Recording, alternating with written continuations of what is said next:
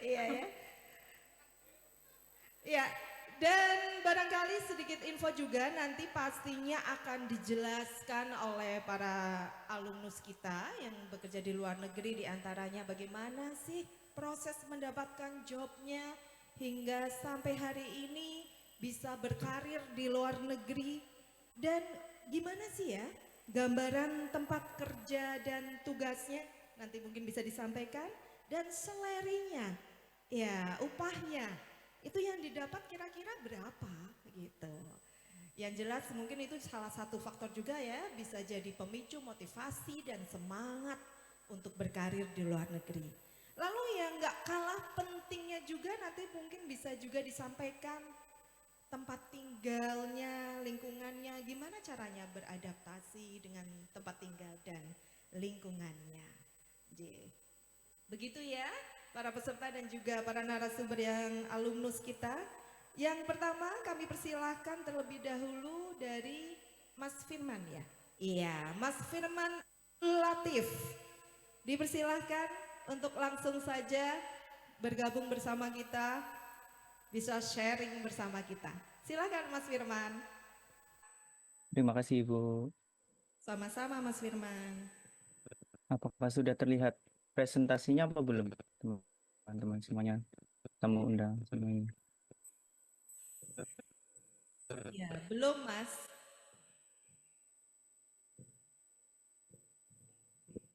Hmm,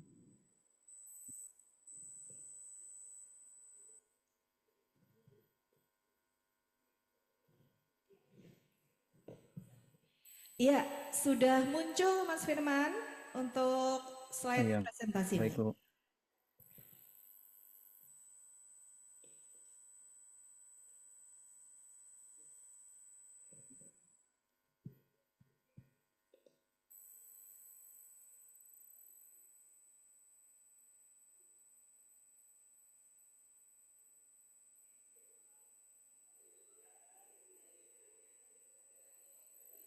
Ya, Bismillahirrahmanirrahim.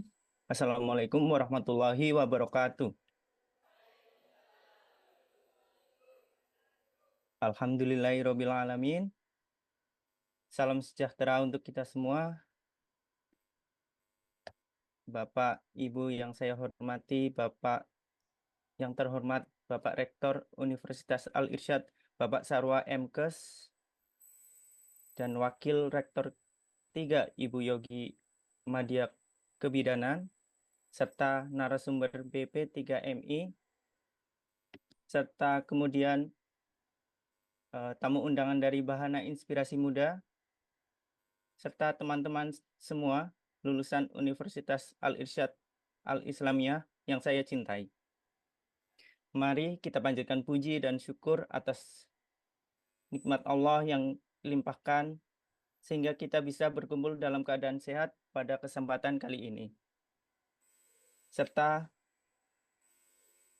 para peserta dan tamu undangan di acara sosialisasi peluang kerja dan Career Expo bagi lulusan Universitas Al-Irsyad Al-Islamiyah Cilacap tahun 2024 telah meluangkan waktunya untuk hadir di sharing sesi hari ini yang pastinya saya sangat antusias ya untuk berbagi informasi yang menarik dan penting mengenai bagaimana sih pengalaman kerja di Jepang.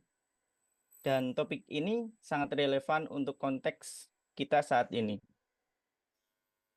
Tetapi juga memiliki dampak yang signifikan bagi khususnya lulusan Universitas Al-Islamiyah Cilacap, khususnya yang fresh graduate. Sebelum kita mulai, izinkan saya memperkenalkan diri. Nama saya Firman Abdul Latif, dan saya adalah care worker di Jepang sudah kira-kira tahun kelima. Saya bekerja di panti lanjut usia yang berkebutuhan khusus di Care Homes Ryogoku, salah satu kota di Tokyo, yang berada di kota Tokyo. Nanti sedikit gambarannya ada di slide ya. Dalam beberapa tahun kali ini, saya telah mendalami caregiver gitu ya.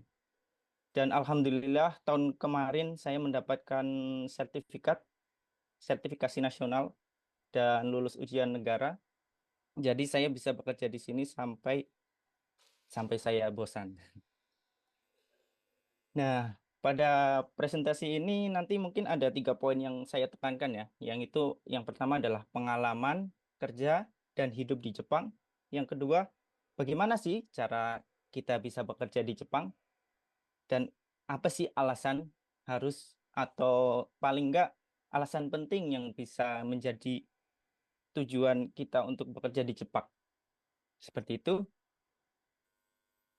Mari kita mulai perjalanan ini bersama-sama dan saya harapkan Anda semua dapat menemukan nilai dan inspirasi dari apa yang saya sampaikan.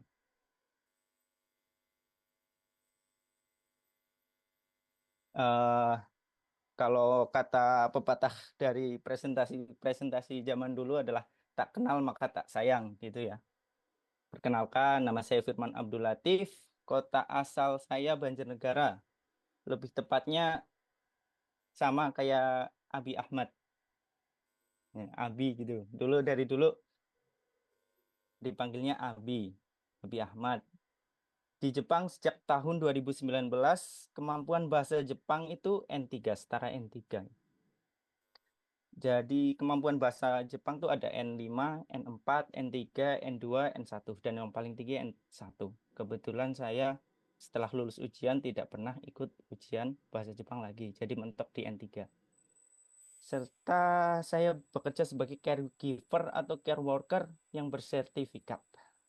Sekarang alhamdulillah jabatan saya sudah naik menjadi kepala ruangan atau Sunin. Makasih semuanya. Lanjut, ini perjalanan karir saya ya. Wisuda dari Universitas Al-Irsyad Cilacap tahun 2017. Waktu itu masih menjadi stikes ya, stikes Al-Irsyad Al-Islamiyah Cilacap.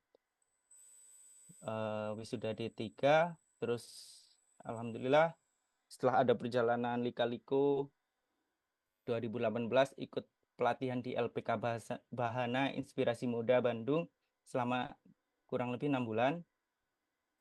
Terus nanti ada pembelajaran intensif, terus pembelajaran bahasa, terus pembelajaran budaya, terus ada etos kerja, nanti ada di Bahana akan dijelaskan. Terus langsung matching, alhamdulillah dapat di panti panti di Tokyo. Selama 3 tahun kita belajar sambil bekerja, gitu. Selama 3 tahun. Terus alhamdulillah tahun kemarin lulus ujian negara dan menjadi pegawai tetap di salah satu perusahaan terbesar di Tokyo. Terus akhir tahun kemarin direkomendasi oleh Sunin atau Kaco. Kaco itu ibaratnya kepala unit di salah satu perusahaan untuk menjadi kepala ruangan. Nah, ini adalah sedikit perjalanan singkat ya. Tapi di balik perjalanan singkat ini ada lika-liku yang harus kita lewati. Terus ini panti yang dulu waktu saya 3 tahun belajar sambil bekerja ini namanya Tokubetsu Yogo Rojin Homu Shirokane no Mori atau panti lanjut usia berkebutuhan khusus Shirokane no Mori yang ada di Tokyo. Ini tipe pantinya adalah tipe konvensional ya. Itu jumlah penggunanya 50, terus ada 2 lantai. Jadi satu lantai itu 50 orang dan ini menggunakan tipe konvensional. Jadi satu ruangan 50 orang, satu lantai 50 orang. Oke ya. Lanjut, ini tipe yang sekarang ya, yang menjadi tempat kerja saya yang sekarang menjadi kepala ruangan. Panti lanjut Tokubetsu Rojin Homu Kyahomozu Ryogoku. Panti lanjut usia berkebutuhan khusus di Care Home Ryogoku atau di Tokyo juga. Tapi berbeda tempat ya. Kalau tadi itu di Meguroku atau di kota Meguro yang Shirokane no Mori. Kalau yang sekarang ini berada di Akihabara. Kalau teman-teman yang suka anime mungkin tahu ya Akihabara itu pusatnya apa ya. Nah, di situ kenapa saya milih ini mesti kalian tahu juga karena saya suka anime gitu. Jadi milih yang tempat dekat sama Akihabara. Nah, tipe yang sekarang itu tipe unit. Apa sih bedanya tipe unit dan tipe yang tadi adalah konvensional. Konvensional satu lantai 50 orang. Terus tipe unit ini 50 orang tapi dibagi 7 lantai. Jadi satu lantai itu paling nggak cuma ada 10 orang atau 9 orang. Jadi kalau dilihat beban kerjanya lebih ringan yang sekarang, tetapi kita lebih lebih choosing itu bahasa Indonesia apa? Lebih fokus ke pengguna atau lansianya. Kalau yang tadi itu lebih fokus ke bagaimana sih mengerjakan kerjaan yang cepat dan tepat. Kalau yang sekarang kita lebih fokus ke apa yang harus kita lakukan ke orang tuanya.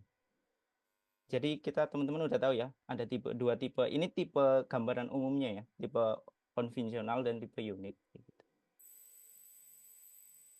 Dari jumlah penggunanya juga sudah beda. Nah, konteks yang pertama yang ingin saya jelaskan adalah pengalaman kerja dan hidup di Jepang itu kalau kita lihat di anime, di drama, semuanya itu ya semua apa yang ada yang manis-manis semuanya lah di situ yang di film lah.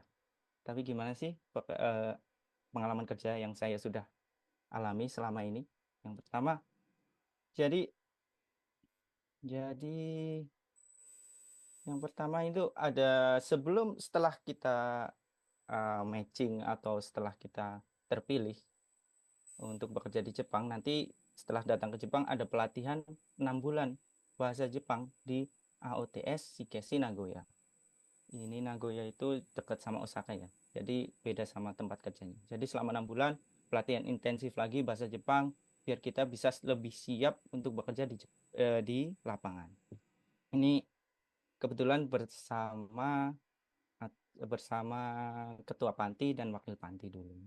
Terus ini ada teman-teman Indonesia yang satu angkatan dulu. Kebetulan yang dari Universitas Al Irsyad ini beda semuanya ya dulu ya. Angkatan saya dulu ada 4 orang kalau nggak salah.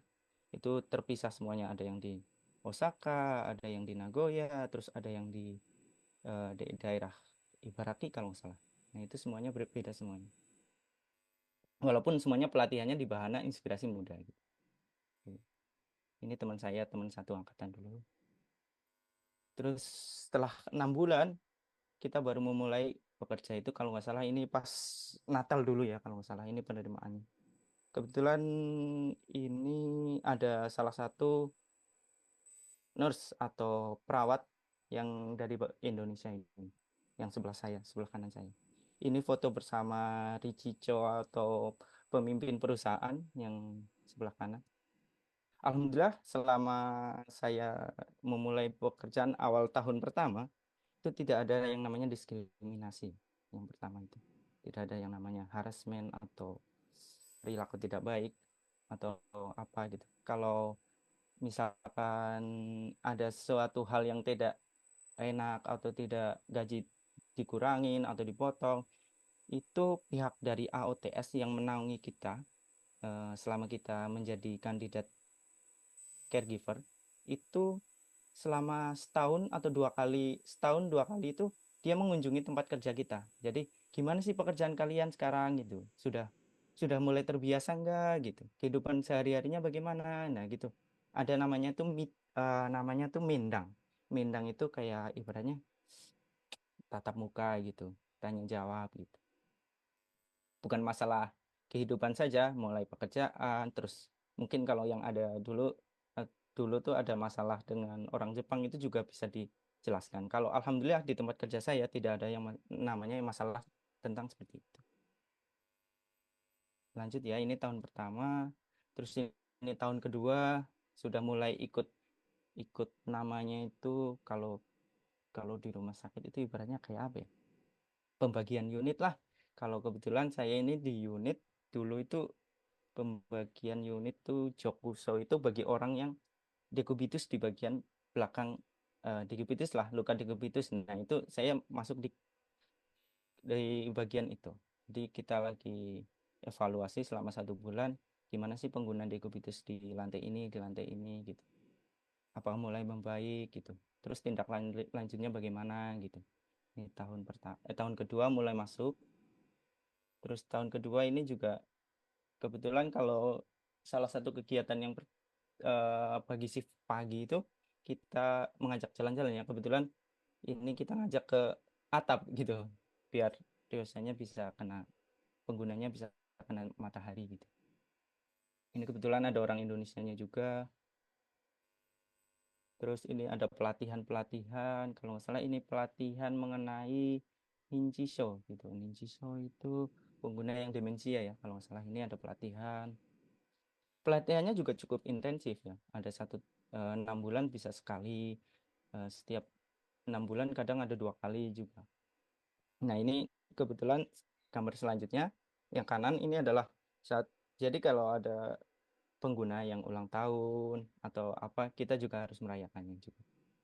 Nah ini kebetulan saya eh, ikut merayakan dan itu kebetulan saya shift di situ.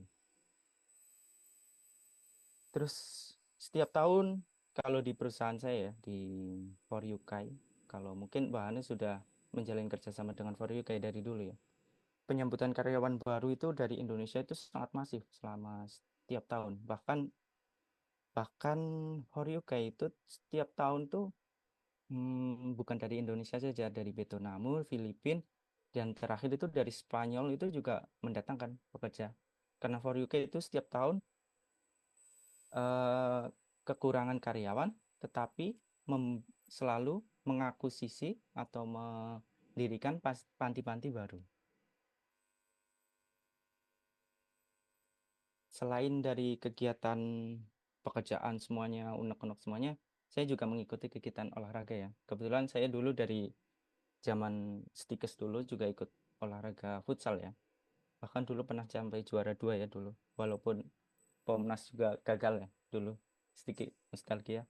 Kalau di For You Guys juga ini ya, ada kegiatan olahraga futsal. Kebetulan yang saya ikuti futsal saja ya. Sebenarnya ada banyak. Kalau yang suka badminton, ada badminton. Yang suka sepak bola juga suka sepak bola. Terus ada yang lainnya juga. Nah, ini sedikit gambaran ruangan yang menjadi tempat kerja saya yang sekarang ya, yang di Akihabara tadi. Ini yang bagian gambar pertama itu, ini tempat memandikan gitu atau orang Jepang bilangnya ofuro ya. Ini ofuro, ofuronya ada 2 tipe gitu. Intinya gimana sih cara kita memandikannya kayak gini dengan kayak gini. Pokoknya seperti ini gambaran ofuronya. Terus ini ada gambaran tempat tinggalnya ya. Sebenarnya kebanyakan orang Jepang itu menggunakan apa ya? Futong ya dengan tidak dengan bedo kayak gini ya, dengan kayak gini. Tapi karena ada risiko jatuh atau apa, makanya para pengguna orang tua lansianya itu menggunakan bedo seperti ini. Terus ada gambaran toilet ya seperti pada toilet pada umumnya ya.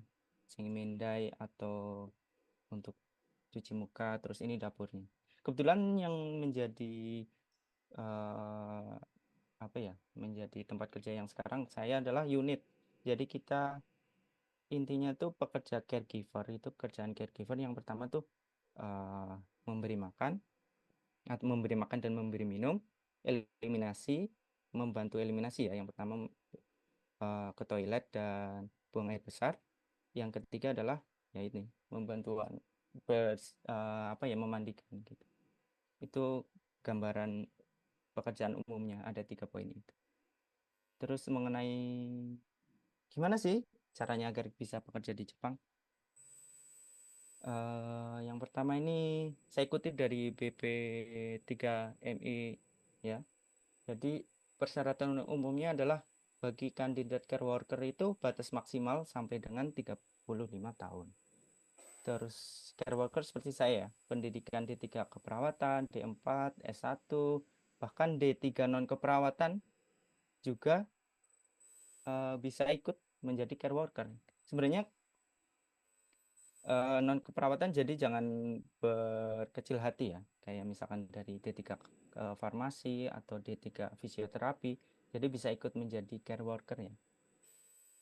Terus yang ketiga, scan surat pernyataan bersedia ya sebagai care worker. Nanti kalau teman-teman berminat bisa cek di websitenya ya, BP2MI. Terus syarat khususnya ini yang bagi nurse ya. Ini batas maksimal sampai 3 tahun, pendidikan D3, D4, S1 keperawatan nurse. Terus yang jadi garis bawahnya adalah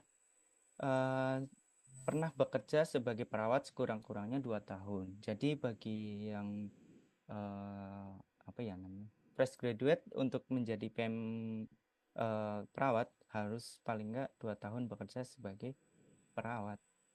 Jadi untuk fresh graduate lebih ke saya rekomendasikan ke care worker-nya gitu. Terus apa sih alur-alur, bagaimana sih caranya gitu. Yang pertama ini saya kutip juga dari website BP2PMI ya. Dulu saya juga tahunya alhamdulillah dari teman saya, terus dikasih tahu ini loh cara atau gimana sih biar bekerja di Jepang. Ini adalah alur-alurnya ya. Yang pertama itu registrasi. Yang dimaksud registrasi adalah registrasi online dan upload dokumen. Nah, jadi yang pertama itu online, harus registrasi dengan syarat-syarat yang tadi. Dokumen yang diperlukan nanti bisa dilihat di BPMI ya. Nanti mungkin ada presentasi dari BPMI, mungkin lebih detailnya di situ ya. Terus ada verifikasi dokumen, terus psikotes, interview, aptitude. Nah, psikotes ya psikotes pada umumnya ya. Interview jadi tatap muka gitu. Terus nanti ada MCU, dan yang paling penting adalah matching. Ini matching adalah kita bertatap muka dengan pengguna atau perusahaan yang ada di Jepang. Setelah itu pelatihan bahasa Jepang ini masih di Indonesia ya.